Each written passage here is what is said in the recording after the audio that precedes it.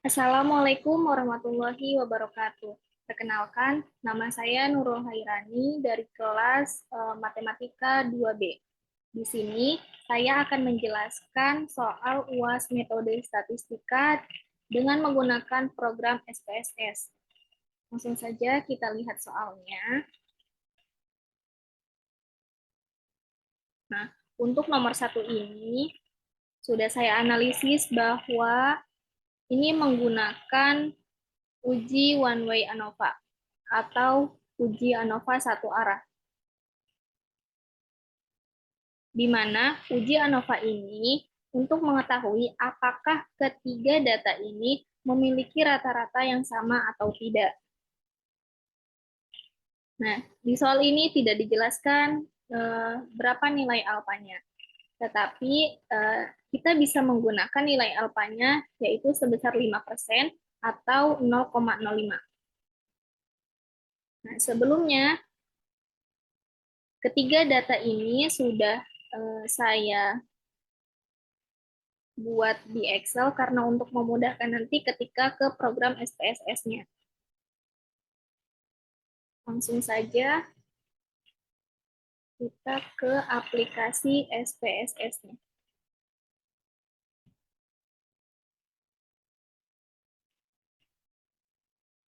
Nah, sebelumnya kita harus membuat variabel terlebih dahulu di kolom di bagian variabel view. Di kolom name kita tuliskan variabel pupuk, lalu variabel kedua tinggi. Tipenya ini numerik karena data yang diketahui itu berupa angka. Ini abaikan saja. Nah, untuk desimal ini saya jadikan 0 karena data yang diketahui itu tidak berupa angka desimal. Lalu pada bagian label, ini untuk memberi keterangan pada kolom name. Pada bagian pupuk, saya tulis jenis pupuk. Lalu untuk variabel tinggi itu tinggi tanaman tomat. Untuk values pada bagian pupuk itu untuk memberi kode berupa angka. Nah, untuk kode 1 itu pupuk kandang. Lalu kode 2 untuk pupuk kompos. Lalu kode 3 untuk pupuk kascing. Lalu klik OK. Ini tidak saya ganti. Nah, untuk measure-nya saya jadikan nominal. Setelah itu kita ke data view. Nah, sudah muncul dua variabel yang telah kita buat tadi. Di bagian pupuk ini kita tulis kode yang telah kita buat tadi, kode 1, karena datanya itu berjumlah masing-masing berjumlah 20, maka kita buat masing-masing kode itu sebanyak 20.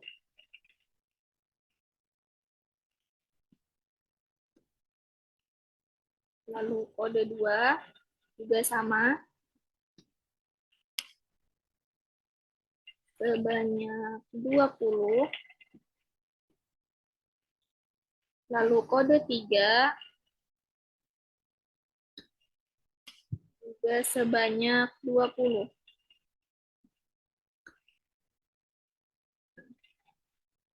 Kita ke data Excel, karena di sini sudah saya buat disatukan ya datanya. Ini untuk pupuk kandang, kode 1, kode 2 itu pupuk kompos, dan kode 3 itu untuk pupuk kascing. Langsung saja kita copy datanya.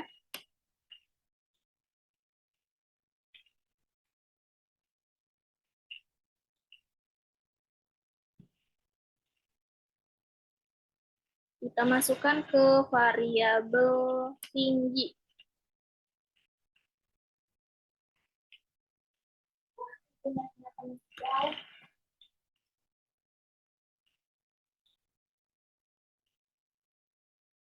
Untuk uji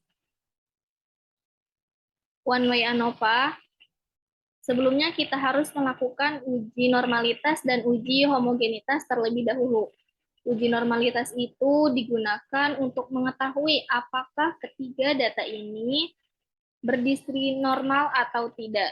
Nah, untuk uji homogenitas itu digunakan untuk mengetahui apakah ketiga data ini memiliki varians yang sama atau datanya homogen atau tidak. Tetapi untuk uji homogenitas itu sebenarnya bukan syarat mutlak untuk pengujian one way ANOVA. Jadi ketika datanya tidak homogen, kita tetap bisa melakukan pengujian one way ANOVA. Sekarang kita uji normalitas terlebih dahulu. Klik menu Analyze, lalu Descriptive Statistic, lalu pilih Explore. Nah, untuk variabel pupuk, kita masukkan ke faktor. Variabel tinggi, kita masukkan ke dependent. Lalu pada bagian plot, itu kita centang bagian normality plot with test. Lalu continue, klik OK. Maka nanti akan muncul output-nya.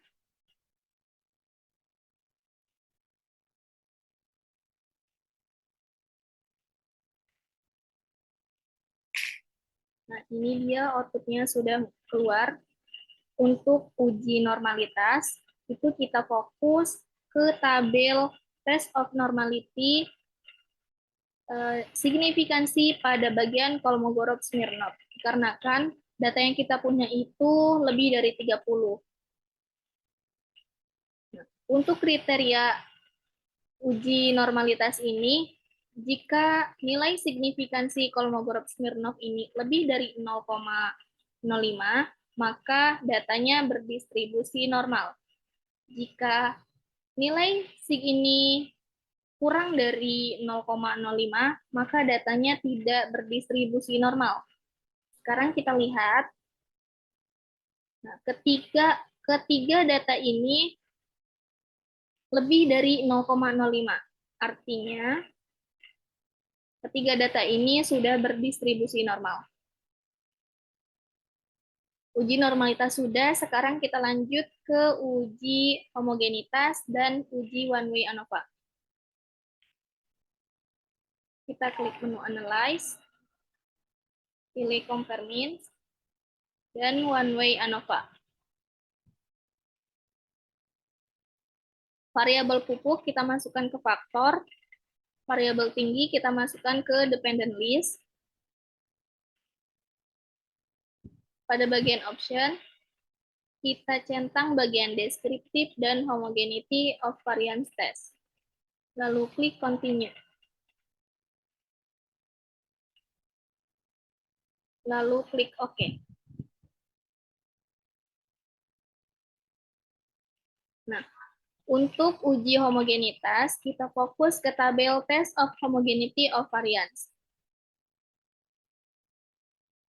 Kriteria untuk pengujian homogenitas ini, jika nilai signifikansinya lebih dari 0,05, maka data tersebut homogen. Apabila nilai sig ini kurang dari 0,05, maka datanya tidak homogen. Diperoleh semua nilai signifikansinya itu kurang dari 0,05. Itu artinya datanya tidak homogen. Sudah dijelaskan di awal bahwa jika datanya itu tidak homogen, kita tetap bisa melakukan uji one way ANOVA. Nah, untuk uji one way ANOVA, itu kita bisa lihat di tabel ANOVA. Sebelumnya, saya akan membuat hipotesis terlebih dahulu. Nah, untuk H0 itu pupuk kandang, pupuk kompos, dan pupuk kascing memiliki rata-rata yang sama. Dan untuk hipotesis H1, yaitu pupuk kandang, pupuk kompos, dan pupuk kascing tidak memiliki rata-rata yang sama. Untuk kriteria pengujiannya, jika nilai signifikansinya lebih dari 0,05, maka H0 diterima. Jika nilai signifikansinya kurang dari 0,05, maka H0 ditolak.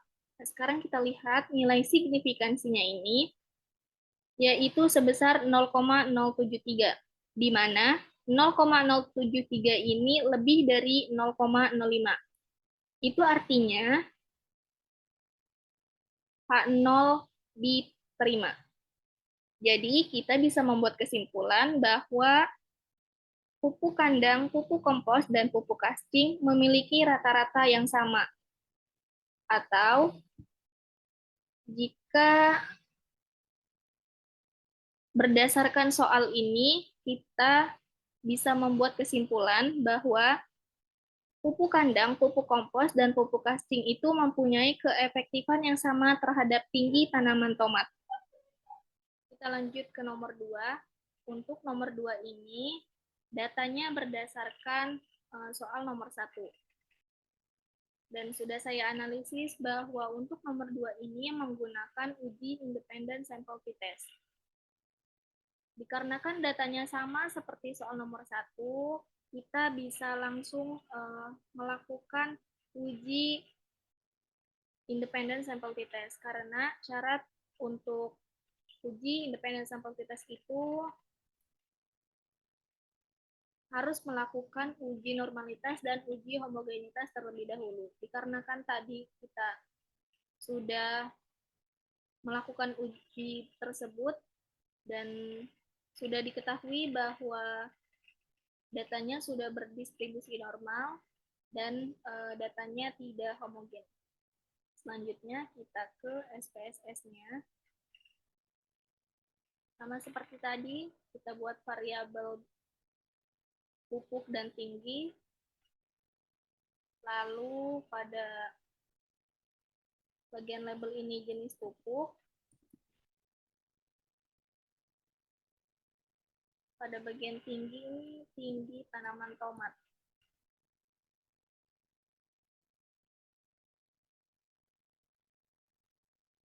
Pada bagian values, nah bedanya di sini. Karena uji independent sample t-test ini datanya hanya ada 2, maka untuk kode 1 itu untuk pupuk kandang, dan kode 2 itu untuk pupuk kascing.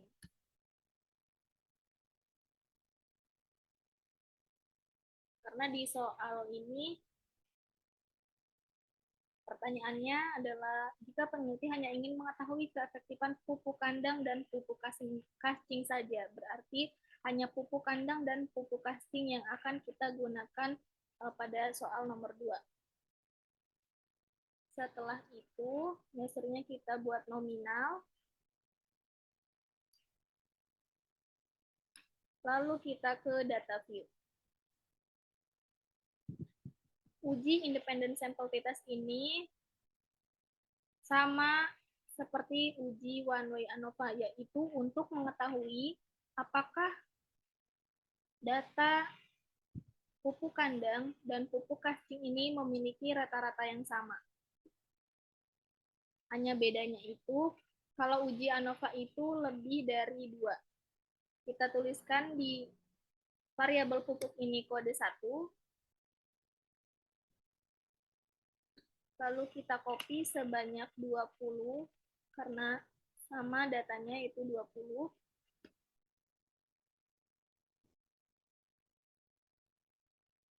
Lalu kode 2 juga sebanyak 20.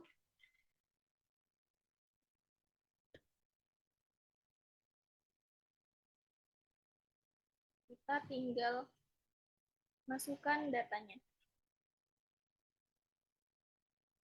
Ini adalah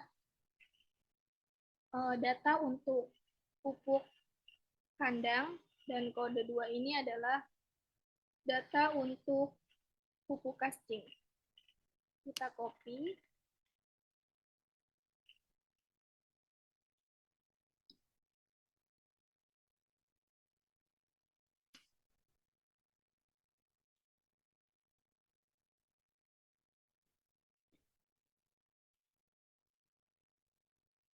Nah, sekarang karena untuk persyaratan uji independen sampelitas itu sudah terpenuhi, karena tadi sudah dilakukan pengujiannya pada soal nomor 1, maka kita bisa langsung melakukan uji independen sampelitas. Kita klik Analyze, lalu pilih Compare Means, lalu Independent Sample T-Test. Variabel pupuk kita masukkan ke grouping variabel. Variabel tinggi kita masukkan ke test variabel. Nah, pada bagian grouping variabel ini, kita klik Define Group. Kita sesuaikan dengan kode yang sudah tadi kita buat. Grup 1 itu untuk kode 1, grup 2 itu untuk kode 2. Lalu klik Continue, lalu klik OK.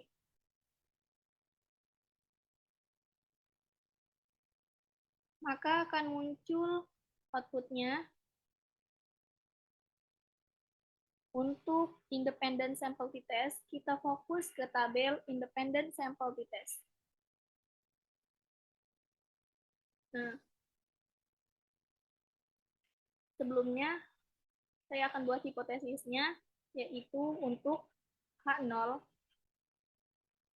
yaitu pupuk kandang dan pupuk kascing memiliki rata-rata yang sama.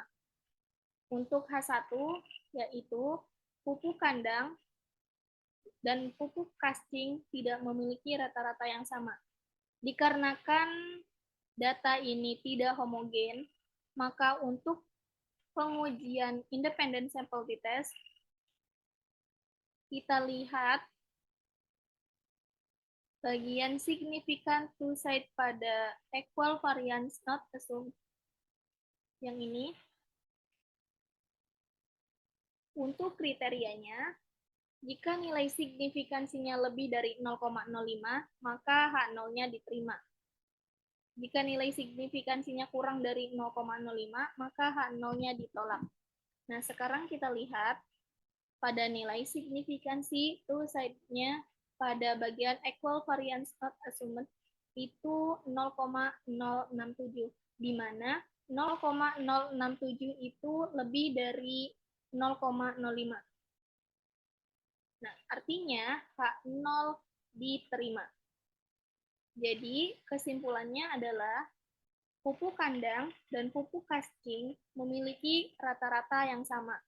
Nah, jika berdasarkan soal nomor 2 ini, kita bisa membuat kesimpulan bahwa dikarenakan nilai signifikansinya lebih dari 0,05, yaitu 0,067 lebih dari 0,65, maka H0 diterima. Jadi, pupuk kandang dan pupuk kascing memiliki keefektifan yang sama terhadap tinggi tanaman tomat. Kita lanjut ke nomor 3. Nah, untuk nomor 3 ini sudah saya analisis bahwa ini menggunakan uji regresi linear sederhana, di mana motivasi kerja ini sebagai variabel X dan kepuasan kerja sebagai variabel Y. Nah, untuk uji regresi linear sederhana itu kita diminta untuk menentukan persamaan regresinya, koefisien korelasinya, dan koefisien determinasinya. Untuk data yang diketahui ini sebelumnya sudah saya buat di Excel, karena nanti untuk memudahkan kita ketika ke program SPSS-nya. Langsung saja kita buka SPSS-nya. Nah, ini sudah saya buat datanya di Excel. Sebelumnya kita buat variabel terlebih dahulu di variabel view. Di kolom name saya tulis variabel X dan Y. Pada bagian label, saya tulis keterangan motivasi kerja. Untuk variabel Y itu keterangannya kepuasan kerja.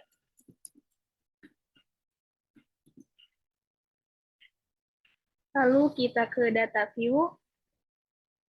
Nah, untuk data yang sudah dibuat di Excel ini, tinggal kita copy saja ke SPSS-nya.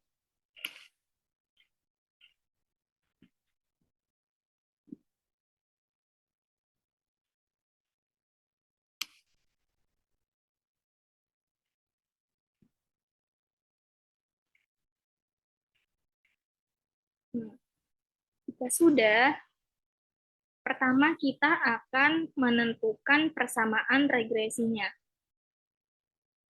Saya klik Analyze, lalu pilih Regression, lalu pilih Linear. Nah, untuk variabel X, kita masukkan ke Independent, lalu variabel Y, kita masukkan ke Dependent. Lalu saya klik OK.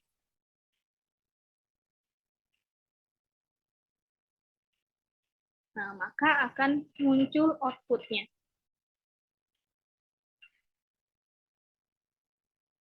Nah, untuk menentukan persamaan regresi, kita fokus ke tabel koefisien. Untuk persamaan regresi itu, Y topi sama dengan A plus BX, di mana konstan ini sebagai nilai A, yaitu 140,722, dan motivasi kerja ini sebagai nilai B, yaitu negatif 0,162. Jadi dapat dikatakan bahwa persamaan regresinya adalah Y topi sama dengan 140,722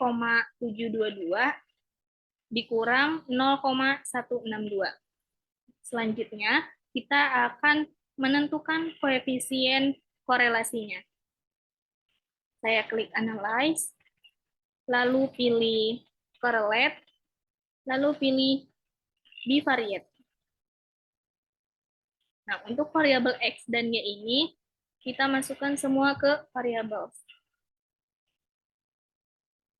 Lalu, saya klik OK. Nah, untuk menentukan koefisien korelasi, kita lihat pada bagian person correlation pada kepuasan kerja. Nah, di sini diperoleh koefisien korelasinya itu negatif 0,086. Di mana negatif 0,08 ini dapat dikatakan bahwa tidak terdapat hubungan antara variabel X dan variabel Y. Selanjutnya, kita akan menentukan koefisien determinasinya. Untuk menentukan koefisien determinasi, kita lihat pada output pertama tadi, pada tabel model summary, pada bagian R-squared. Nah, di sini diperoleh nilai koefisien determinasinya sebesar 0,007. Jadi dapat dikatakan bahwa pengaruh variabel X terhadap Y itu sebesar 0,7% dan sisanya dipengaruhi oleh faktor yang lain. Untuk pengambilan keputusan uji regresi linear sederhana, berdasarkan nilai signifikansi pada tabel koefisien ini, yaitu sebesar 0,719,